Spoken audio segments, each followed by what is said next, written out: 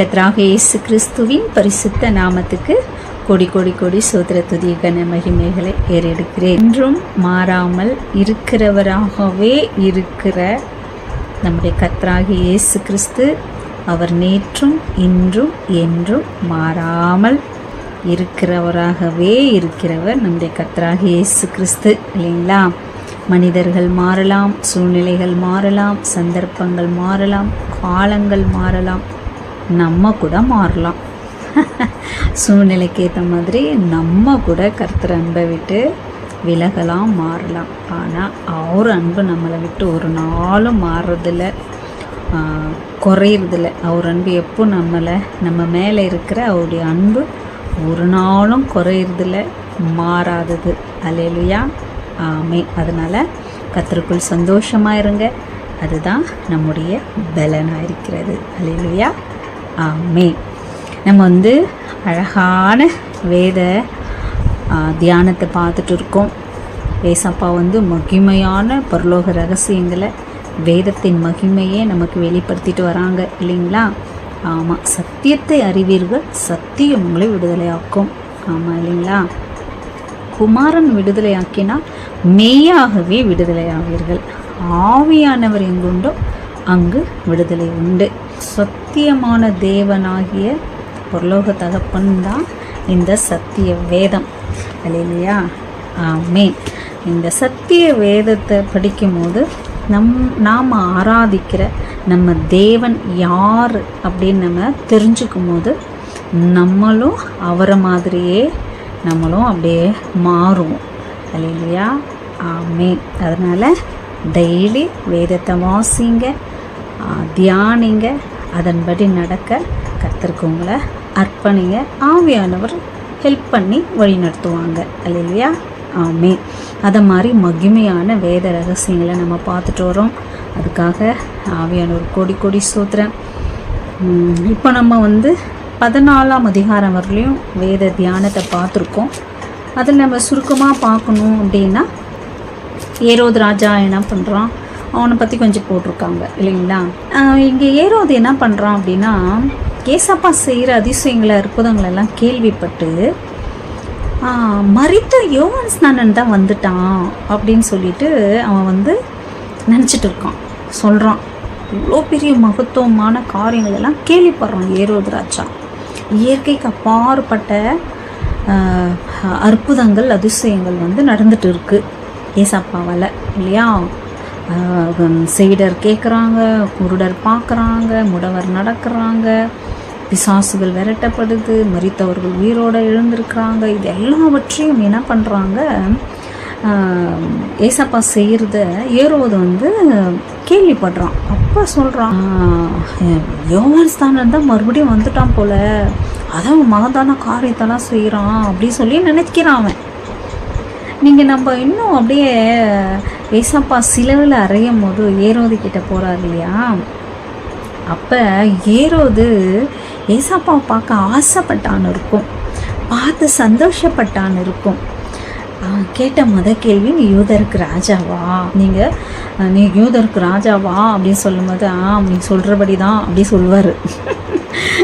உன்னை பற்றி இவ்வளோ பேர் என்னென்னோ சொல்கிறாங்களே, நீ அதை பற்றி ஒன்றும் பேச மாட்டியா அப்படின்னு சொல்லும்போது ஒன்றும் பேச மாட்டார். ஆச்சரியப்பட்டான்னு இருக்கும். ஏன் அப்படி ஆச்சரியப்படுறான் அப்படின்னா, யோவான் அதிகமாக பேசுவார். அவர் தப்பை சுட்டி காட்டிகிட்டே இருப்பார், எல்லாரும் தப்பையும் சுட்டி காட்டி பேசுவார். ஆனால் ஏசப்பா அவரையே அதிகமாக குற்றம் சொல்லும் போது கூட திரும்ப பேசாமல் அப்படியே அமைதியாக இருக்கிறத பார்த்துட்டு ஏரோதுக்கு ஆச்சரியமாகுது. அப்போ ஏரோதுக்கு தெரியுது, இது யோவான் ஸ்நானன் வரல, ஒரு உண்மையாகவே யார், தெய்வகுமாரன் அப்படின்னு சொல்லிட்டு ஏரோதுக்கு தெரியுது. இன்னொன்று, யோவான் ஸ்நானன் குற்றத்தை சொல்லி ரட்சிக்கப்படாத ஏரோது, கண்டிப்பாக நான் சொல்கிறேன், அதுக்கப்புறம் ஏசப்பா தன்னை சிலுவைக்கு மறிக்க ஒப்பு கொடுத்தார், இல்லையா? அவர் உயிரோடு எழுந்ததும் அந்த சிலுவையில் நடந்த காரியங்கள் எல்லாம் பார்த்து, அது ஏசப்பா அவன் சிலுவையில் அறைந்த இராணுவ வீரர்கள் சொல்லுவாங்கள்ல, நீர் மெய்யாகவே தேவகுமாரன் அப்படி சொல்லுவாங்க.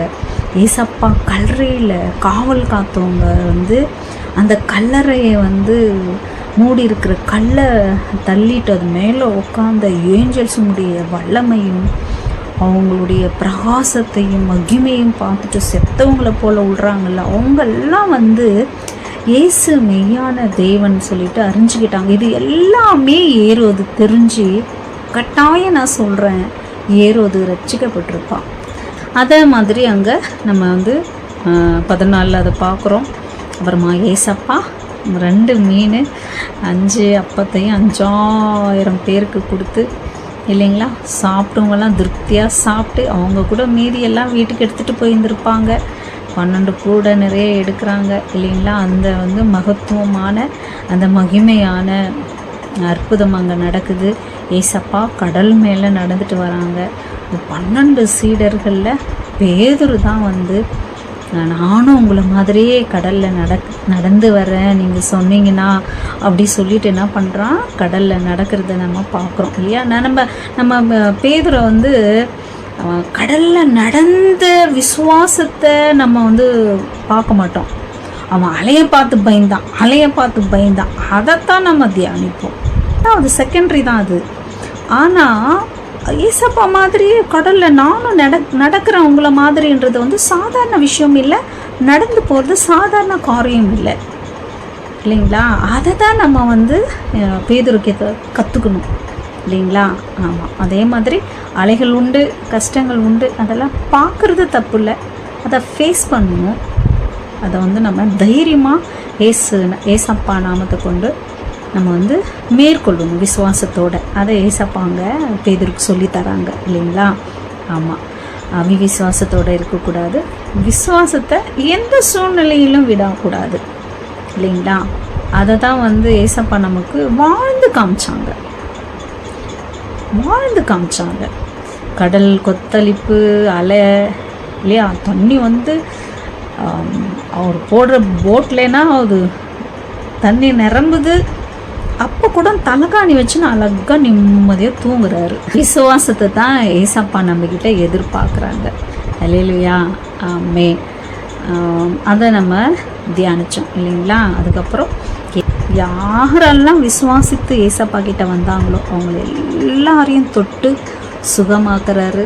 அதே மாதிரி ஒரு வஸ்திரத்தை கூட தொட்டவங்க எல்லாம் சுகமாகறாங்க அப்படின்னு நம்ம 14ஆம் அதிகாரத்தில் பார்த்தோம் இல்லைங்களா. அதுக்காக ஆவியானவருக்கு கோடி கோடி சூத்திர துதிகன மகிமைகளை ஏறெடுக்கிறேன். இப்போ வந்து நம்ம 15ஆம் அதிகாரத்தை தியானிக்க போகிறோம். மத்தேயு 15ஆம் அதிகாரத்தை ஆவியானவர் துணையோட நம்ம வந்து தியானிப்போம். ஆவியானவர் நம்மளுக்கு என்ன கற்றுத்தராங்களோ அதன்படி நடக்க நம்மளை அர்ப்பணிப்போம். அல்லேலூயா, ஆமென். நம்ம வந்து இப்போது மத்தேயு 15ஆம் அதிகாரம் 1 அப்பொழுது எருசலேமிலிருந்து வந்த வேத பாரகரும் பரிசேயரும் இயேசுவினிடத்தில் வந்து, உம்முடைய சீஷர்கள் முன்னோர்கள் பாரம்பரியத்தை ஏன் மீறி நடக்கிறார்கள், கை கழுவாமல் போஜனம் பண்ணுகிறார்களே என்றார்கள். அவர்களுக்கு அவர் பிரதியுத்தரமாக, நீங்கள் உங்கள் பாரம்பரியத்தினாலே தேவனுடைய கற்பனையை ஏன் மீறி நடக்கிறீர்கள், உன் தகப்பனையும் தாயையும் கனம் பண்ணுவாயாக என்றும் தகப்பனையாவது தாயையாவது நிந்திக்கிறவன் கொல்லப்பட வேண்டும் என்றும் தேவன் கற்பித்திருக்கிறாரே. நீங்களோ இதை நம்ம வந்து எல்லாருக்கும் தெரியும் நமக்கு இல்லையா. நம்மளுக்கு டைம் இல்லாததுன்னா ஷார்ட்டாக முடிக்கலாம். நம்ம இஸ்லாம்லேருந்து ஏசப்பா கிட்ட குறை கண்டுபிடிக்கவும் கேள்வி கேட்கவுமே என்ன பண்ணுறாங்க, இஸ்லாம்லேருந்து அவர் எங்கே போகிறாரோ அங்கெல்லாம் அவரை பின்பற்றி வராங்க, ஃபாலோ பண்ணிட்டு. அப்போ வந்து சொல்கிறாங்க, இது மாதிரி உம்முடைய சீடர்கள் வந்து கை கழுவாமல் சாப்பிட்றாங்க அப்படி சொல்கிறாங்க இல்லைங்களா. அப்போ ஏசப்பா சொல்கிறாங்க, மத்தேயு 15:1 20 வரலையுமே இதை பற்றியே பேசுவாங்க. அப்போ வந்து இவங்க வந்து கேட்குறாங்க, உங்களுடைய சீடர்கள் கை கழுவாமல் சாப்பிட்றாங்க, வந்து முன்னோர்களுடைய பாரம்பரியத்தெல்லாம் மீறுறாங்க, நீங்கள் அதெல்லாம் கேட்க மாட்டிங்களா அப்படி வந்து கேட்குறாங்க.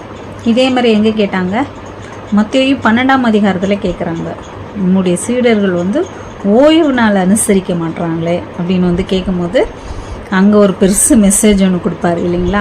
நீங்கள் நல்லா கவனிச்சிங்கன்னா தெரியும், ஏசப்பாவை பற்றி எவ்வளோ உங்கள் குறை சொன்னாலும் அதை பற்றி அவர் பெருசாகவே எடுத்துக்க மாட்டார் அதை கேரே பண்ண மாட்டார். ஆனால் தன்னுடைய சீடர்களை வந்து அவங்க குறை சொல்லும் போது அதை ரொம்ப வந்து சீரியஸாக எடுத்துப்பார். சீரியஸாக எடுத்துட்டு அநேக காரியங்களை என்ன பண்ணுவார், அவங்கக்கிட்ட சொல்வார். அங்கேயும் அப்படி தான் சொல்கிறாரு. அங்கே என்ன சொல்வார் அப்படின்னா, அந்த ஓய்வு நாள் அனுசரிக்காமல் அந்த பயிரெல்லாம் பிரித்து சாப்பிட்றாங்க அப்படின்னு சொல்லும் போது தாவீதை பற்றி சொல்வார். தேவ சமூகத்து அப்பத்தை ஆசாரியர்கள் மட்டுமே சாப்பிட வேண்டியதை தாவீது சாப்பிடலையா அப்படின்னு சொல்வார். நம்ம 1 சாமுவேல் 21ஆம் அதிகாரத்தில் அதை நம்ம பார்க்குறோம் இல்லைங்களா. இங்கே வந்து என்ன சொல்கிறாரு, ஏசப்பா சொல்கிறார் பாருங்க 7 மாயக்காரரே, உங்களை குறித்து இந்த ஜனங்கள் தங்கள் வாயினால் என்னிடத்திலே சேர்ந்து தங்கள் உதடுகளினாலே என்னை கனம் பண்ணுகிறார்கள். அவர்கள் இதயமோ எனக்கு தூரமாக இருக்கிறது. மனுஷனுடைய கற்பனைகளை உபதேசங்களாக போதித்து வீணா எனக்கு ஆராதனை செய்கிறார்கள் என்று ஏசாயா தீர்க்கதரிசி நன்றாய் சொல்லியிருக்கிறான் என்றார். அல்லேலூயா, ஆமென். அது அப்படி சொல்லிட்டு அதனுடைய விளக்கத்தை வந்து சொல்கிறாரு. ஏன் அப்படின்னா, கை கழுவாமல் சாப்பிட்றது வந்து பாவம் இல்லை. அது மட்டும் இல்லாமல் அது கட்டளையும் இல்லை, கற்பனையும் இல்லை. கை கழுவிட்டு சாப்பிட்றது, தட்டை கழுவி க்ளீனாக சாப்பிட்றதெல்லாம் நல்லது இல்லைங்களா. நம்ம கையை வந்து நல்லா தான் இருக்குது அப்படின்னா கை கழுவாமல் கூட நம்ம சாப்பிட்றோம் இல்லைங்களா. அது பாவம் இல்லை. ஆனால் அவங்க 10 கட்டளில் ஒரு கட்டளையாக இருக்கிறது என்னது, தாய் தகப்பனை கனம் பண்ணணும் அப்படின்றது. அவங்க என்ன பண்ணுறாங்க, கட்டளையே மீறி நடந்துட்டு இருக்காங்க. அது அவங்களுக்கு பெருசாக தெரியல. கை கழுவாமல் சாப்பிட்றது வந்து முன்னோர்களின் பாரம்பரியத்தை என்ன பண்ணுறாங்க, மீறாங்க அப்படின்னு சொல்கிறாங்க. அதுக்கு தான் ஏசப்பா சொல்கிறாரு, நீங்கள் வந்து தேவன் கட்டளையாக கொடுத்ததையே நீங்கள் என்ன பண்ணுறீங்க, மீறுறீங்க. உன் தாய் தகப்பனை என்ன பண்ண மாட்டீங்க, கனம் பண்ண மாட்டீங்க, அவங்களுக்கு ஹெல்ப் பண்ண மாட்டீங்க. அவங்கள நிந்திச்சா அவன் கொலை கூட செய்யப்படலான்னு எழுதியிருக்கு, அதையே நீங்கள் மீறி நடக்கிறீங்க. ஆனால் கை கழுவாமல் சாப்பிட்றது வந்து பாவமாக நினைக்கிறீங்களே அப்படி சொல்லிட்டு சொல்கிறாரு. நீங்கள் வந்து மனிதர்களுடைய போதனை, இது நம்ம தானே சொல்லுவோம், கையை க்ளீனாக வச்சு கை கழுவிட்டு சாப்பிடுங்க, சுத்தமாக இருங்கன்றதெல்லாம் நம்ம அது வந்து பொதுவாக சொல்கிறது அது இல்லைங்களா. அது தப்பு கிடையாது, ஆனால் அது கட்டளையும் கிடையாது, அது பாவமும் கிடையாது இல்லையா. அதை தான் வந்து ஏசப்பா சொல்கிறாங்க. ஏசாயா காலத்துலேயும் அப்படி இருந்திருக்காங்க, ஏசப்பா காலத்துலேயும் அப்படியே இருந்திருக்காங்க. இப்போ நம்ம வாழ்கிற காலத்துலேயும் அதை நம்ம பார்க்குறோம் இல்லைங்களா. கர்த்தருக்கும் அவங்களுக்கும் சம்மதமே இருக்காது. உள்ளத்தில் வந்து ஏசப்பா குறித்த பயமோ பக்தியோ பரிசுத்தமோ தேவனுடைய காரியங்களோ அன்போ தேசப்பாவோட அன்போ இருக்காது.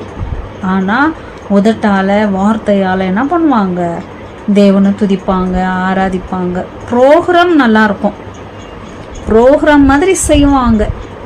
ஆனால் அவங்க இருதயத்தில் அவங்க நடத்த, அவங்க செய்க, அவங்க பேச்செல்லாம் பார்த்தாக்கா கர்த்தருக்கும் அவங்களுக்கு சம்பந்தமே இருக்காது இல்லையா. இப்போ கூட ஆதியிலேருந்து இப்போ வரலையும் அப்படின்னு நம்ம பார்க்குறோம் இல்லைங்களா. ஆமென். அதனால தான் ஏசப்பா சொல்கிறாங்க, இருதயத்திலிருந்து வர்ற அந்த பேச்சு இருக்குது பாருங்கள், பொல்லாத சிந்தனை, கொலைபாதகம், வேச்சு பச்சாரம், இதை மாதிரி தவறான துர்க்குணங்கள் இருதயத்திலிருந்து வருதில்ல, அதுதான் மனுஷனை தீட்டுப்படுத்தும். நம்ம கை கழுவாமல் கூட சாப்பிட்றது பாவம் இல்லை அப்படின்னு சொல்லிட்டு, அதனால் தீங்கோ தீமையோ வராது அப்படின்னு அங்கே ஏசப்பா சொல்லித்தராங்க. அல்லேலூயா, ஆமென். அதுக்கப்புறம் நம்ம வந்து 21 பாருங்கள். பின்பு இயேசு அவ்விடம் விட்டு புறப்பட்டு தீரு சீதோன் பட்டணங்கள் திசைகளுக்கு போனார். அப்பொழுது அந்த திசைகளில் குடியிருக்கிற கானானிய எஸ்தி ஒருத்தி அவரிடத்தில் வந்து, ஆண்டவரே, தாவீதின் குமாரனே, எனக்கு இரங்கும், என் மகள் பிசாசினால் கொடிய வேதனைப்படுகிறாள் என்று சொல்லி கூப்பிட்டாள். அவளுக்கு பிரதியுத்தரமாக அவர் ஒரு வார்த்தையும் சொல்லவில்லை. அப்பொழுது அவருடைய சீஷர்கள் வந்து இவள் நம்மை பின்தொடர்ந்து கூப்பிடுகிறாளே, இவளை அனுப்பிவிடும் என்று அவரை வேண்டிக் கொண்டார்கள். அதற்கு அவர், காணாமற் போன ஆடுகளாகிய இஸ்ரவேல் வீட்டாரிடத்திற்கு அனுப்பப்பட்டேனே அன்றி மற்றபடி அல்ல என்றார். அவள் வந்து, ஆண்டவரே, எனக்கு உதவி செய்யும் என்று அவரை பணிந்து கொண்டாள். அவர் அவளை நோக்கி, பிள்ளைகளின் அப்பத்தை எடுத்து நாய்க்குட்டிகளுக்கு போடுகிறது நல்லதல்ல என்றார். அதற்கு அவள், மெய்தான் ஆண்டவரே, ஆகிலும் நாய்க்குட்டிகள் தங்கள் எஜமான்களின் மேஜிலிருந்து விடும் துணிக்கைகளை தின்னுமே என்றாள். இயேசு அவளுக்கு பிரதியுத்தரமாக, ஸ்திரீயே, உன் விசுவாசம் பெரிது, நீ விரும்புகிறபடி உனக்கு ஆக கடவது என்றார். அந்நேரமே அவள் மகள் ஆரோக்கியமானாள். அப்படின்னு நம்ம இங்கே பார்க்குறோம். நம்ம 21 28 வரலையும் அதை நம்ம பார்க்குறோம் இல்லைங்களா. இது நம்ம பார்க்குறோம். அந்த 100க்கு அதிபதி அவன் கூட கானானியன் தான் இல்லைங்களா. அவனும் புறஜாதி தான். ஏன், ஏசப்பா கிட்ட இருந்த 12 சீடர்களில் சீமோன் கூட கானானியனாகிய சீமோன், அவனும் புறஜாதியிலிருந்து தான் தேவன் தனக்கு சீடராகவே தெரிஞ்சுக்கிட்டாரு.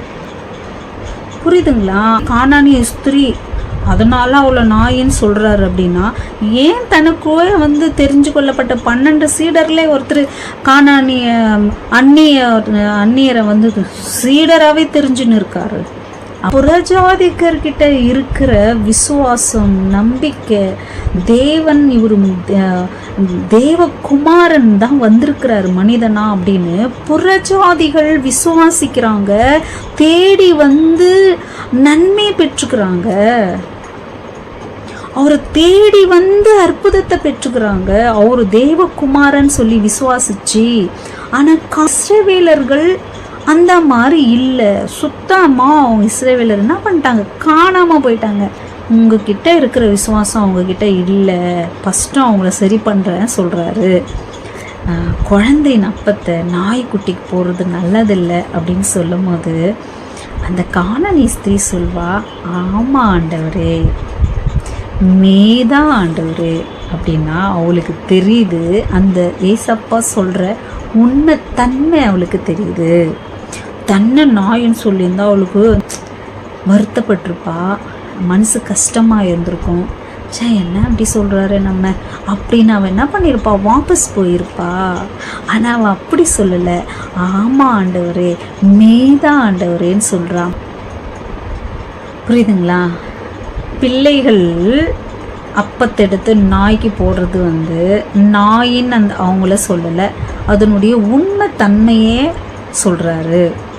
அதை கானானிய ஸ்திரீ புரிஞ்சுக்கிட்டு என்ன சொல்கிறா, குழந்தைக்கு வச்சுக்கிட்டு நாய்க்குட்டிக்கு போட மாட்டோம். ஆனால் நான் குழந்தைங்க சாப்பிடும் போது சிந்தாமல் சாப்பிடாதுங்க இல்லைங்களா. அது கீழே விழும், எங்களுக்கு கூட அந்த ரட்சிப்பு உண்டு அப்படி சொல்கிறா. நீங்கள் இஸ்ரவேலர்களுக்காக மட்டும் வரலை, எங்களுக்காகவும் நீங்கள் என்ன வந்திருக்கீங்க. நீங்கள் உலக ரட்சிகர்னு சொல்ல வராங்க. நாங்களும் பிள்ளைங்க தான் அப்படி சொல்கிறா. ஆச்சரியமாகுது. பார்த்து என்ன சொல்கிறாரு, ஸ்திரீயே, நீ விரும்புகிறபடி நடக்கட்டும் அப்படி சொன்ன அதே செகண்டில் அவங்க வீட்டில் இருக்கிற குழந்தை என்ன ஆகுது, சுகமடைகிறது. அல்லேலூயா. தான் இங்கே கர்த்தர் சொல்ல வராரே தவிர அந்த கானானிய ஸ்திரியை நாயின் கர்த்தர் சொல்லவே இல்லை. நம்ம கர்த்தர் நல்ல தேவன். அவர் படைத்திருக்கிறாரு, உலக ஜனங்கள் எல்லாம் அவர் படைத்திருக்கிறாரு. அவர் எப்படி சொல்வார், இந்த உண்மை தன்மையை அந்த கானானிய ஸ்திரி புரிஞ்சுக்கிறாங்க. புரிஞ்சுக்கிட்டு சொல்கிறாங்க. அந்த விசுவாசம் அவங்கள நீங்கள் இஸ்ரவேலர்களுக்காக மட்டும் வரல, எங்களையும் ரட்சிக்க நீங்கள் வந்தீங்க. அவங்க மட்டும் உங்கள் பிள்ளைங்களை, நாங்களும் உங்கள் பிள்ளைங்க அப்படின்னு சொல்கிறாங்க கானானிய ஸ்திரீ. அதான் புறஜாதி ஆராகிய நம்ம கூட புறஜாதி தான் இல்லைங்களா. நமக்கு இருக்கிற அந்த விசுவாசம், நம்ம தானே விசுவாசிக்கிறோம் இயேசு தேவன்ட்டு. இன்ன வரை இஸ்ரவேலர் விசுவாசிக்காம தானே இருக்காங்க. அதை தான் அவங்க புரிஞ்சுட்டு சொல்கிறாங்க. அல்லேலூயா. ஆமென். அதே மாதிரி நீ விருப்பப்படுற மாதிரியே ஆகட்டும்னு சொன்ன அந்த செகண்ட்லேயே அங்கே குழந்தை விடுதலையும் பிசாசு பிடியிலேருந்து விடுதலையும் அடையிறத நம்ம பார்க்குறோம். அல்லேலூயா. ஆமென். அதுக்காக ஆவியானவர் கோடி கோடி சூத்திர சொல்கிறேன் நான். அதுக்கப்புறம் நம்ம பார்க்குறது 29 பாருங்கள். ஏசு அவ்விடம் விட்டு புறப்பட்டு கலிலேய கடலருகே ஒரு மலையின் மேல் ஏறி அங்கே உட்கார்ந்தார். அப்போது சப்பானிகள், குருடர், ஊமையர், ஊனர் முதலிய அநேகரை திரளான ஜனங்கள் கூட்டிக் கொண்டு இயேசுவிடத்தில் வந்து அவருடைய பாதத்தில் வைத்தார்கள். அவர்களை அவர் சொஸ்தப்படுத்தினார். ஊமையர் பேசுகிறதையும், ஊனர் சொஸ்தமடைகிறதையும், சப்பானிகள் நடக்கிறதையும், குருடர் பார்க்கிறதையும் ஜனங்கள் கண்டு ஆச்சரியப்பட்டு இஸ்ரவேலின் தேவனை மகிமைப்படுத்தினார்கள். அப்படி பார்க்குறோம். பின்பு இயேசு தம்முடைய சீஷர்களை அழைத்து ஜனங்களுக்காக பரிதபிக்கிறேன். இவர்கள் என்னிடத்தில் 3 நாள் தங்கியிருந்து சாப்பிட ஒன்றுமில்லாது இருக்கிறார்கள். இவர்களை பட்டினி அனுப்பிவிட எனக்கு மனதில்லை, வழியிலே சோர்ந்து போவார்களே என்றார். அதற்கு அவருடைய சீஷர்கள், இவ்வளவு திரளான ஜனங்களுக்கு திருப்தியாகும்படி வேண்டிய அப்பங்கள் இந்த வனாந்திரத்தில் நமக்கு எப்படி அகப்படும் என்றார்கள். அதற்கு இயேசு, உங்களிடத்திலே எத்தனை அப்பங்கள் உண்டு என்று கேட்டார். அவர்கள் 7 அப்பங்களும் சில சிறு மீன்களும் உண்டு என்றார்கள். அப்பொழுது அவர் ஜனங்களை தரையிலே பந்திருக்க கட்டளையிட்டு அந்த 7 அப்பங்களையும் அந்த மீன்களையும் எடுத்து சோத்திரம் பண்ணி பிட்டு தம்முடைய சீஷர்களுக்கு கொடுத்தார். அவர்கள் ஜனங்களுக்கு பரிமாறினார்கள். எல்லாரும் சாப்பிட்டு திருப்தி அடைந்தார்கள். மீதியான துணிக்கைகளை 7 கூட நிறைய எடுத்தார்கள். ஸ்திரீகளும் பிள்ளைகளும் தவிர சாப்பிட்ட புருஷர்கள் 4000 பேராயிருந்தார்கள். அவர் ஜனங்களை அனுப்பிவிட்டு படவில் ஏறி மக்தலாவில் எல்லைகளுக்கு வந்தார். அல்லேலூயா, ஆமென். இந்த இடத்துல வந்து மகிமையான காரியத்தை கர்த்தர் செய்கிறாங்க இல்லையா. கலிலேயா கடலோரமாக போகிறாங்க ஏசப்பா. பாருங்கள், 2000 வருஷத்துக்கு முன்னாடி கலிலேயா கடல் பற்றி பேசுகிறாங்க. இன்றைக்கி கலிலேயா கடல் எருசலேமில் இருக்குது, நம்ம பார்க்குறோம் இல்லைங்களா. ஆமென். அங்கே போனப்போ ஏசப்பா அநேக குருடர், சப்பானிகள், செவிடர், ஊமையர் இல்லைங்களா, அநேக வியாதிஸ்தர்களை என்ன பண்ணுறாரு, குணமாக்குறாரு. அற்புதம் அதிசயத்தை செய்கிறாங்க. அப்போ ஏசப்பா தேவன் நாம மகிமைப்படுறது அங்கே நம்ம பார்க்குறோம். இங்கே 3 நாள் மீட்டிங் நடந்திருக்கு. 3 நாள் மீட்டிங்கில் ஏசப்பா என்ன பண்ணுறாங்க, 3ஆவது நாள் மீட்டிங்கில் அப்படியே இவங்களை எப்படி அனுப்புறது, பசியாக போகக்கூடாது, அதனால் சாப்பாடு கொடுங்கன்னும் போது அவங்க சீடர்கள் சொல்கிறாங்க, இவ்வளோ பேருக்கு எப்படி சாப்பாடை எங்கே போய் வாங்குறதுன்னு சொல்கிறாங்களே தவிர இவ்வளோ பேருக்கு பணம் இல்லையேன்னு சொல்லலை. புரியுதுங்களா? இவ்வளோ பேருக்கும் சாப்பாட்டை போய் எங்கே வாங்க முடியும்னு தான் கேட்குறாரு. அப்படின்னா ஆயிரக்கணக்கான ஜனங்கள், நம்ம 14ஆம் அதிகாரத்தில் பார்த்தோம்ல, 2 மீன் 5 அப்பம் 5000 பேருக்கு கொடுத்து திருப்தி அடைந்து 12 கூட நிறைய எடுத்தும்போது திரும்ப அந்த அதிசயத்தை இங்கே 15ஆம் அதிகாரத்தில் நம்ம பார்க்குறோம் இல்லைங்களா. வந்து 7 அப்பமும் சிறு மீன்களும் என்ன 4000 புருஷர்கள் இங்கே சாப்பிட்டு மீதி 7 கூட நிறைய எடுக்கிறாங்க இல்லையா. ஆமாம், 2வது வாட்டி இந்த அதிசயத்தை ஏசப்பா செய்கிறாங்க. அதனால் தேவனுடைய பிள்ளைகள் எந்த காரியத்திலையும் பிள்ளைகளுடைய குறைகளையோ, குடும்பத்தில் இருக்கிற குறைகளையோ, ஊழியத்தில் இருக்கிற குறைகளையோ தயவு செஞ்சு நீங்கள் வந்து கவலைப்படாதீங்க.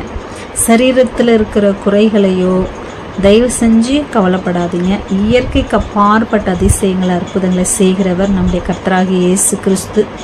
இதெல்லாம் என் வாழ்க்கையில் நான் அனுபவமாக பார்த்துருக்குறேன். ஒரு 15 kg அரிசி 3 மாதம் வரலையும் அப்படியே இருந்து எண்ணெய் மாவு குறையாமல் இருந்ததெல்லாம் நான் இருந்த இடத்துல ஊழியத்துக்கு வெளியில் போகும்போது அது எல்லாரும் பார்த்து ஆச்சரியப்பட்டாங்க. அப்போ தெரிஞ்சது இயேசு தேவன் உண்மையான தேவன், அவர் என்றும் மாறாதவர் அப்படின்னு. இதெல்லாம் நான் சொல்கிறத கேட்டுன்னு இருக்காங்க என் ஃப்ரெண்டெல்லாம். அது அப்படியே என்ன பண்ணேன், 3 மாதத்துக்கு 15 kg எல்லாம் எடுத்து அப்படியே அவங்க கையில் எல்லாத்தையும் எனக்கு கொடுத்ததெல்லாம் திரும்ப அவங்களுக்கு கொடுத்துட்டு வந்தேன். ப்ரேயர் பண்ணி எடுக்க அப்படியே குறையாமல் வந்துட்டே இருந்தது. இந்த அதிசயத்தெல்லாம் என் வாழ்க்கையில் நான் அனுபவமாக பார்த்துருக்குறேன். இன்னும் சொன்னாக்கா அதிசயங்களை, அற்புதங்களை, ஆச்சரியமான காரியங்களை நான் சுகம் பெற்றதையும் இப்போ வரலையும் சுகம் பெறுறதையும், பொருளாதாரத்தில், குடும்ப காரியத்தில் எண்ணெயும் மாவும் குறையாமல் எடுக்க வந்ததையும், சிலிண்டரெல்லாம் காலியாகாமல் வருஷ கணக்கில் இருந்தது அதிசயத்தெல்லாம் சொன்னால், அப்பா நம்ம தேவன் நேற்றும் இன்றும் என்றும் மாறாமல் இருக்கிறவராகவே இருக்கிறாருன்றதுக்கு நான்லாம் வேதம் மட்டும் சாட்சி இல்லைங்க, நான் கூட ஒரு சாட்சிங்க. அதனால தான் மார்த்தட்டி இயேசு ஒருவரே மெய்யான தேவன், அவர் தவிர மெய்யான தேவன் உலகத்தில் யாரும் இல்லை. அண்ட சராசரங்களையும் நம்மையும் படைத்தவர், நமக்காய் காணக்கூடாத தேவன் மனிதனாய் வந்து ஜீவனை கொடுத்து உயிரோடு எழுந்து இன்று நம்மளோட ஜீவிக்கிறவர் உயிரோட அப்படின்றதுக்கு நான் சாட்சிங்க. அல்லேலூயா. அதனால் எதுக்கும் கவலைப்படாதீங்க. ஏசப்பாவை விசுவாசிங்க, கண்மூடித்தனமாக ஏசப்பா விசுவாசிங்க. உங்கள் குறைகள் எல்லாம் தேவன் நிறைவாக்கி அவர் இருக்கிறவராகவே இருக்கிற மாறாத தேவன்றதை நீங்கள் பார்ப்பீங்க. அல்லேலூயா. ஆமென். ஏசப்பா வாசற்படியில் நின்றுக்கிறாங்க. எப்போ தட்டுவாங்கன்னு தெரியாது. அவர் தட்டும் போது நம்ம திறந்து நம்ம அவரோடவும் அவர் நம்மோடவும் மகிமையான பரலோக செலிப்ரேஷன் விருந்தில் நம்ம கலந்துக்கணும். அதனால் நம்ம ஆயத்தமாக இருப்போம், மற்றவங்களையும் ஆயத்தப்படுத்துவோம். அல்லேலூயா. ஆமென். நம்முடைய கர்த்தராகிய இயேசு கிறிஸ்துவின் கிருபை, தேவனுடைய அன்பு, பரிசுத்த ஆவியானவரின் ஐக்கியம், சந்தோஷம், சமாதானம் நம்மோட தேவ பிள்ளைகளோட ஏசப்பா வரவர்களையும் இருப்பதாக. ஆமென். பரலோக பாதை என் இயேசு, பரலோக பாதை என் இயேசு.